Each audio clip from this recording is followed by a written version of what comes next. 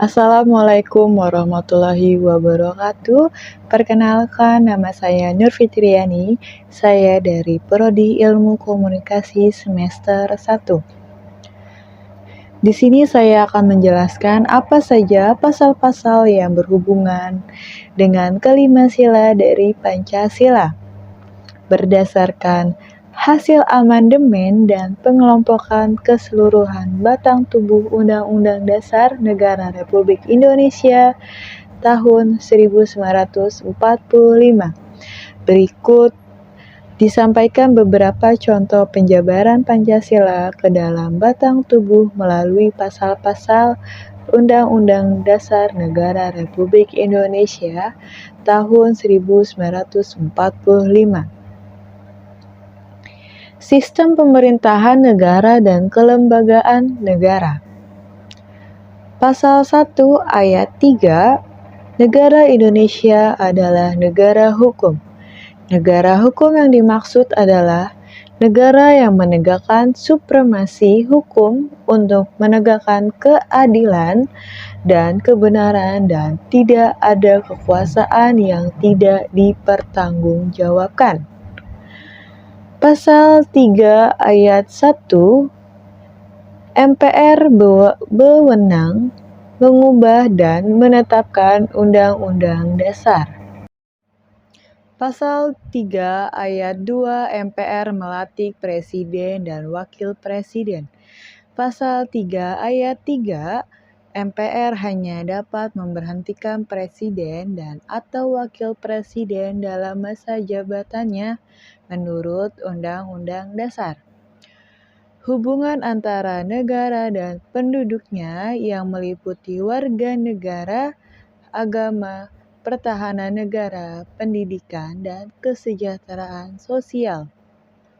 Pada pasal 26 ayat 2, penduduk ialah warga negara Indonesia dan orang asing yang bertempat di Indonesia.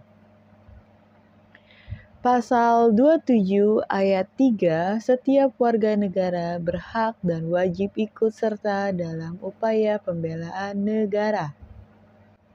Pada pasal 29 ayat 2, negara menjamin kemerdekaan tiap-tiap penduduk untuk memeluk agamanya masing-masing dan untuk beribadah menurut agamanya dan kepercayaannya. Pada pasal 31 ayat 2, setiap warga negara wajib mengikuti pendidikan dasar dan pemerintahan wajib membiayainya. Pada pasal 33 ayat 1, perekonomian disusun sebagai usaha bersama berdasarkan atas asas kekeluargaan. Pada pasal 34 ayat 2, negara mengembangkan sistem jaminan sosial bagi seluruh rakyat dan memberdayakan masyarakat yang lemah dan tidak mampu sesuai dengan martabat kemanusiaan. Berdasarkan penjelasan di atas, hubungan Pancasila dengan pembukaan Undang-Undang Dasar 1945 dapat dipahami sebagai hubungan yang bersifat formal dan material. Hubungan secara formal, seperti dijelaskan oleh Kailan, menunjuk pada tercantumnya Pancasila secara formal di dalam pembukaan yang mengandung pengertian bahwa tata kehidupan bernegara tidak hanya bertopang pada asas sosial, asas ekonomi, asas politik, akan tetapi dalam perpaduannya dengan keseluruhan asas yang melekat padanya, yaitu perpaduan asas-asas kultural, religius, dan asas-asas kenegaraan yang unsur-unsurnya terdapat di dalam Pancasila. Makna Pancasila sebagai dasar negara.